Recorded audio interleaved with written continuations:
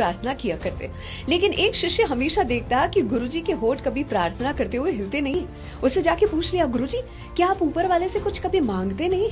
इस पर गुरुजी ने एक कहानी बताने की शुरुआत की। उन्होंने कहा कि एक बार मैं राजा के महल के पास से गुजर रहा था और राजा जी अपनी प्रजा को देखते हुए महल के द्वार पर खड़े थे। एक भिखारी उनके सामने जा खड़ा हुआ और भिखारी जो था उसके कपड़े पूरी तरह से फटे हुए थे, उसका शरीर बुरी तरह से गल चुका था, मानो कितने दिनों से उसने खाया नहीं था। वो कभी भी गिर सकता था, लेकिन उसकी आंखों में फिर भी चमक थी। राजा ने उसे देखते ही पूछा, बताओ क्या चाहते हो? इस पर भिखारी ने कहा कि अगर मेरे आपके सामने खड़े होने पर भी आप पूछते हो कि मैं क्या चाहता हूँ, तो कुछ कहने की आवश्यकता ही नहीं है। मेरा अस्तित्व ही मेरी प्रार्थना है। इस पर राजा ने अपने लोगों को बुलाया, उन्हें अपनी गलती का एहसास हुआ, जल्दी से उसके लिए कपड़े मंगवाए, उसके लिए खाना मंगवाया, उसके लिए एक छोटे से घर की व्यवस्था की और साथ ही उसे अपने राज्य में एक छोटी सी नौकरी भी दे दी। राजा ने अपनी हैसियत के हिसाब से उसकी मदद की। अगर उस भिखारी ने मांगा होता तो सिर्फ राजा उसे खाना देता।